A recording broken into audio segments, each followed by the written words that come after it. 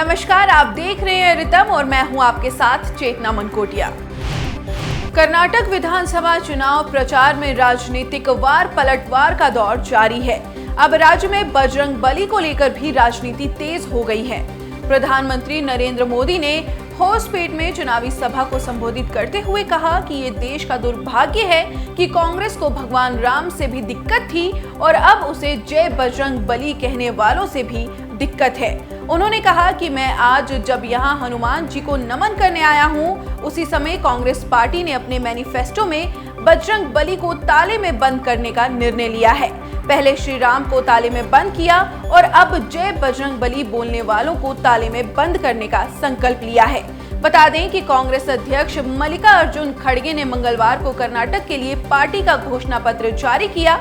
Congress party ने सरकार बनने पर बजरंग दल जैसे संगठनों को बैन करने का वादा किया है। वहीं इससे पहले पीएम ने चित्रदुर्ग में जनसभा को संबोधित करते हुए कहा था कि कांग्रेस जेडीएस को कर्नाटक की चिंता नहीं है। सुप्रीम कोर्ट ने फिल्म द केरला स्टोरी की रिलीज पर रोक लगाने के अनुरोध वाली याचिका पर सुनवाई से इनकार कर दिया। वरिष्ठ वकील कपिल सिब्बल और अधिवक्ता निजाम पाशा ने फिल्म को रोकने की याचिका को सुप्रीम कोर्ट के जस्टिस जोसेफ की अध्यक्षता वाली बेंच के सामने रखा। याचिका में द केरल स्टोरी पर प्रतिबंध की मांग की गई और दावा किया गया कि फिल्म नफरत फैलाने वाले भाषण को बढ़ावा देती है, लेकिन सुप्रीम कोर्ट ने फिल्म पर सुनवाई को लेकर इनकार किया। कोर्ट ने कहा कि फिल्म सर्टिफिकेशन की प्रक्रिया से गुजर चुकी है, इसीलिए इसे हेट स्पीच के दायरे में नहीं रखा जा सकता। अदालत ने कहा कि याचिकाकर्ताओं को हाई कोर्ट या सीजेआई के सामने मामला रखना चाहिए। इसे हेट स्पीच में क्लब नहीं किया जा सकता। बता दें कि ह्यूमन ट्रेजेडी पर बनी इस फिल्म में दावा किया गया है कि इसकी कहानी उन लड़कियों की है जो बनना तो नर्स चाहती थी, लेकिन आईएसआईएस के चंगुल में फंसकर आतंकी बन गईं। केंद्रीय रक्षा मंत्री राजनाथ सिंह का आज मालदीव दौरे का दूसरा दिन है। आज रक्षा मंत्री राजनाथ सिंह ने मालदीव के राष्ट्रपति इब्राहिम मोहम्मद सोली से राजधानी माले में मुलाकात की। इस दौरे के दौरान उन्होंने द्विपक्षीय रक्षा संबंधों को बढ़ावा देने पर ध्यान केंद्रित किया। राजनाथ सिंह ने ट्वीट कर बताया कि भारत और मालदीव समुद्री सुरक्षा, आतंकवाद, कट्टरपंथीकरण, समुद्री डकैती, तस्करी, संगठित अपराध और प्राकृतिक आपदाओं सहित साझा चुनौतियों का प्रभावी ढंग से समाधान करने के लिए मिलकर काम करेंगे। दिल्ली शराब घोटाले मामले में आम आदमी पार्टी की मुसीबतें कम होने का नाम नहीं ले रही हैं। ईडी की पूरक चार्जशीट में अब आम आदमी पार्टी सांसद राघव चड्ढा का भी नाम सामने आया है। चार्जशीट के अनुसार मनीष सिसोदिया के तत्कालीन सचिव सी अरविंद ने बताया है कि सिसोदिया के आवास पर हुई बैठक में राघव चड्ढा, पंजाब के एक्साइज कमिश्नर, आबकारी अधिकारी और विजय नायर मौजूद थे। बता दें कि इस मामले में पहले ही दिल्ली के पूर्व डिप्टी सीएम मनीष सिसोदिया और सीएम केजरीवाल का नाम सामने आ चुका है। हाल ही में सीबीआई केजरीवाल से इस मामले में पूछताछ भी कर चुकी है। कर्नाटक में होने वाले विधानसभा चुनाव में फिर से जीत हासिल करने के लिए भारतीय जनता पार्टी के स्टार प्रचारक ताबड़तोड़ रैली, जन प्रचार और रोड शो कर रहे हैं। इसी कड़ी में आज केंद्रीय गृह मंत्री अमित शाह ने मैसूरू में एक चुनावी रैली को संबोधित किया। इस दौरान उन्होंने कर्नाटक के पूर्व मुख्यमंत्री और कांग्रेस पार्टी के वरिष्ठ नेता सिद्धारमैया पर निशाना साधा। साथ ही केंद्रीय गृह मंत्री अमित शाह ने कहा कि सिद्धारमैया ने केवल भ्रष्टाचार किया है। केंद्रीय मंत्री अमित शाह ने कहा, अगर कांग्रेस पार्टी यहां आती है और सिद्धारमैया जीत जाते हैं तो पीएफआई पर से प्रतिबंध हट जाएगा। उन्होंने कहा कि कांग्रेस ने कर्नाटक को केंद्र का एटीएम बना दिया। सिद्धारमैया ने अपने कार्यकाल में भ्रष्टाचार के अलावा कुछ नहीं किया। बता दें कि राज्य में 10 मई को मतदान होना है और मतगणना 13 मई को होगी। गुजरात हाईकोर्ट ने आज मोदी सरनेम मामले में कांग्रेस नेता राहुल गांधी की याचिका पर सुनवाई की। कोर्ट ने 2019 के मामले में हुई सजा पर रोक लगाने की उनकी याचिका पर फैसला सुरक्षित रख लिया है। राहुल ने हाई कोर्ट में याचिका दाखिल कर मोदी उपनाम से जुड़ी टिप्पणी के बाद एक आपराधिक मानहानि मामले में सजा पर रोक लगाने की मांग की है। बता दें कि राहुल गांधी की ओर से 2019 में मोदी उपनाम को लेकर की गई टिप्पणी के मामले में 23 मार्च को सूरत की अदालत ने 2 साल की सजा सुनाई थी। विपुल शाह की upcoming film the Kerala story release से पहले ही चर्चा का विषय बनी है। द केरला स्टोरी को लेकर कांग्रेस नेता शशि थरूर ने ट्वीट कर बताया कि फिल्म की कहानी झूठी है। उनके इस पोस्ट पर द कश्मीर फाइल्स के डायरेक्टर विवेक अग्निहोत्री ने पलटवार किया। उन्होंने रिएक्ट किया और कहा कि किसी भी फिल्म को देखने से पहले खराब कहना सही नहीं है। शशि थरूर के पोस्ट पर जवाब देते हुए विवेक अग्निहोत्री ने कहा कि अगर आप एक फिल्म पर बिना इसे देखे हमला करते हैं तो आप ना ही एक ईमानदार और निष्पक्ष व्यक्ति हैं और ना तो लोकतांत्रिक और स्वतंत्र बात करने वाले व्यक्ति हैं। कुछ दिन पहले यूक्रेन के रक्षा मंत्रालय ने एक फोटो साझा की थी जिसमें हिंदुओं की देवी मां काली को आपत्तिजनक तरीके से दिखाया गया था। फोटो पर हुए विवाद के कुछ देर बाद ही यूक्रेन को अपने किए का एहसास हुआ और ट्वीट डिलीट कर दिया गया, जिस पर अब यूक्रेन के उप विदेश मंत्री एमिन झापरोवा ने अपने रक्षा मंत्रालय द्वारा की गई शर्मनाक हरकत के लिए माफी मांगी है। उन्होंने ट्वीट करते हुए कहा कि हमें अफसोस है कि यूक्रेन के रक्षा मंत्रालय ने हिंदू देवी काली को विकृत रूप से चित्रित किया।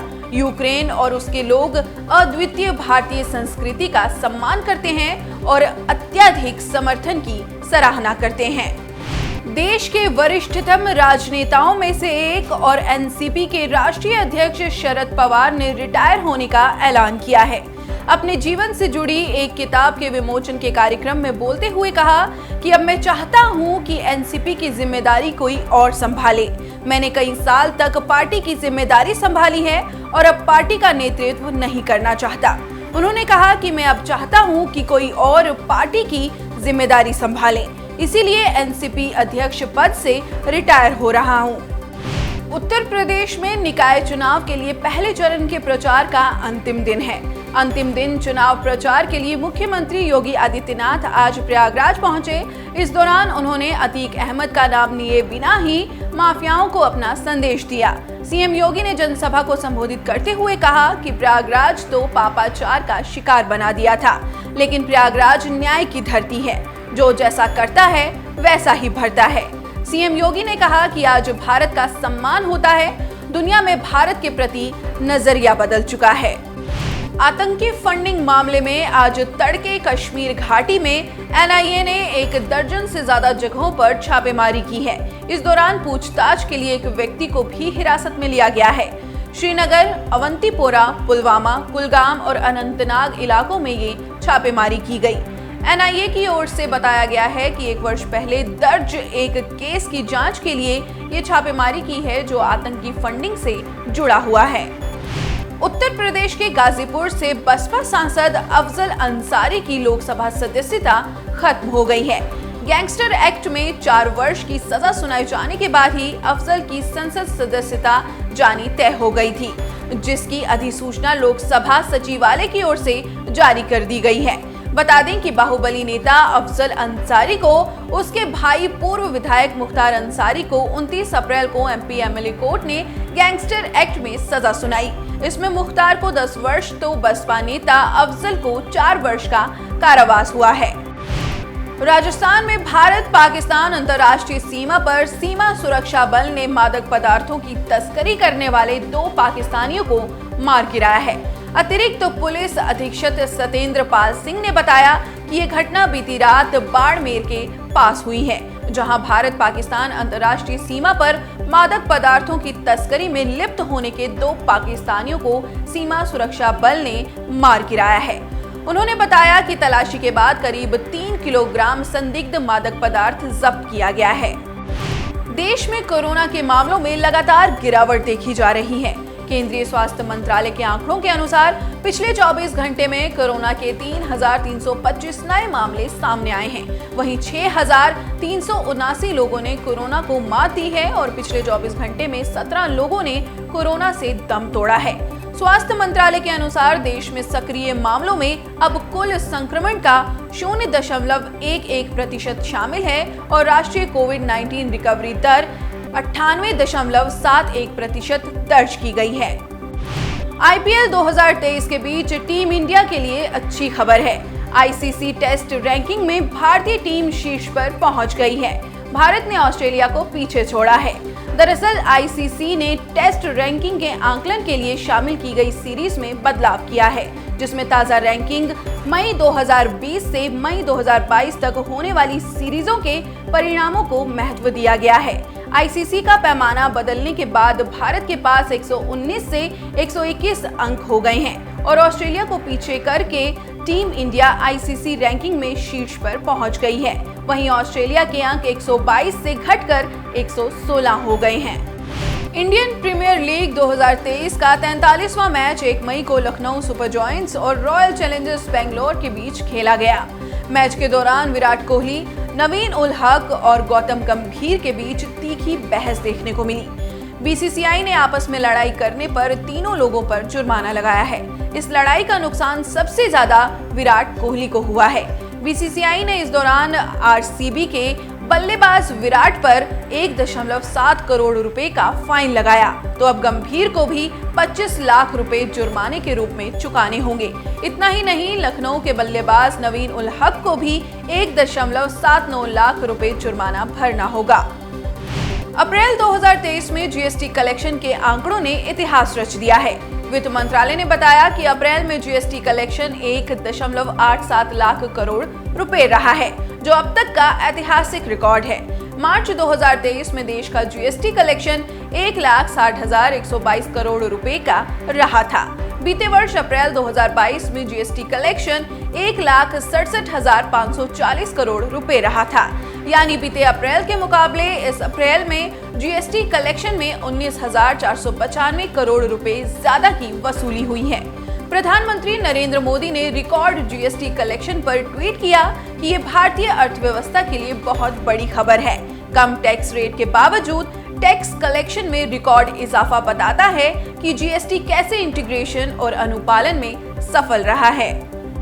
भारत का कोयला उत्पादन अप्रैल 2023 में 7 करोड़ 30 लाख टन से अधिक रहा, जो अब तक का सर्वाधिक उत्पादन है और पिछले वर्ष की तुलना में 8% से अधिक है। कोयला मंत्रालय के अनुसार अप्रैल में कोल इंडिया लिमिटेड ने 5 करोड़ 70 लाख टन से अधिक कोयले का उत्पादन किया। अप्रैल 2022 में उसने लगभग 5 करोड़ 30 लाख टन कोयले का उत्पादन किया था। साथ ही बताया कि कोयले की कुल आपूर्ति अप्रैल 2022 के 7 करोड़ 10 लाख टन की तुलना में 11% की वृद्धि के साथ अप्रैल 2023 में 8 करोड़ टन रही है।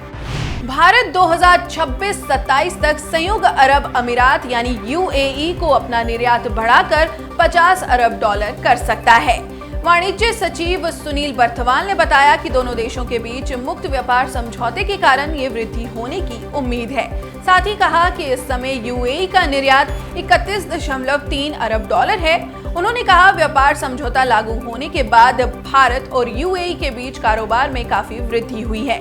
2022-23 में यूएई का निर्यात 11.8% बढ़कर $31.3 अरब हो गया है। पाकिस्तान की सेना ने बलूचिस्तान प्रांत में 76 स्कूलों पर कब्जा कर लिया है। बलूचिस्तान नेशनल मूवमेंट के समाज कल्याण विभाग की रिपोर्ट से ये जानकारी सामने आई है। रिपोर्ट के अनुसार बलूचिस्तान के मशकई तहसील में 13 स्कूल और अवारन तहसील में 63 स्कूल बंद कर दिए गए हैं। पाकिस्तानी सेना इन सभी स्कूलों को अपने पोस्ट के रूप में इस्तेमाल कर रही है। रिपोर्ट में कहा गया है कि मशकई और अवारन जिलों में बलूच बच्चों को शिक्षा से वंचित किए जाने की ये कार्रवाई चिंताजनक है। अंतर्राष्ट्रीय संगठनों द्वारा इसकी निंदा की जानी चाहिए।